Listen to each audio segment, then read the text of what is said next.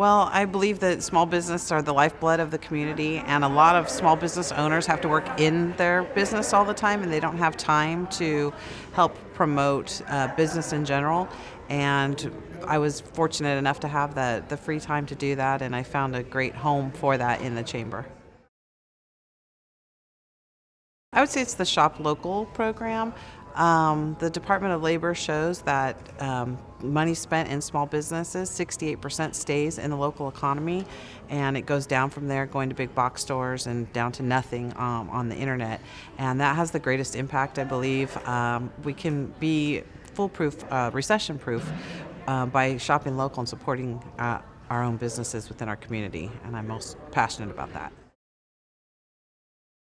It's important to have a voice. Advocacy for anything that you're passionate about is important, and everybody can participate, whether it's as small as writing a letter, making a phone call, or actually working on campaigns, going and speaking to our representatives. It's important. We're in a democracy, and that's part of being a democracy. It's part of what makes our country great, and it makes you feel good when you're able to have an impact. I think it's two-part. One part is it feels good. It feels like it's a responsibility that I have as a American citizen, as a small business owner, that it's just the right thing to do.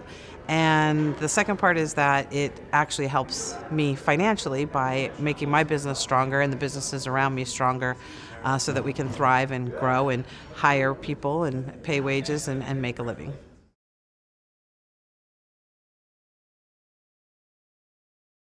I would say that you can't go wrong. And like I said earlier, it's as if they don't have time, it's write a letter. And then there's actually boilerplate letters that they can, just take 2 minutes to change their name and change the address to their representatives.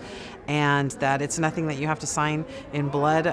Try it out. And if you don't like it, then you're free to leave at any time. But, more than likely they'll be sticking around.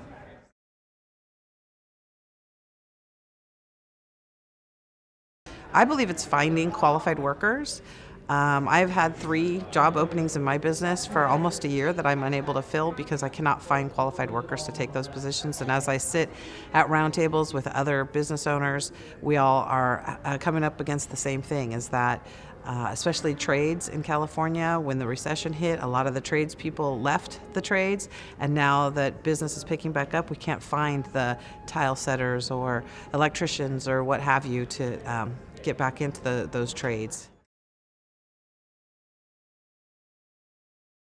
I believe that we all have a responsibility to support it, even if it's just through dues, because the chamber's out there supporting our businesses every day without us having to be present and without us having to do anything other than just make sure that the chambers stay viable and able to continue operating.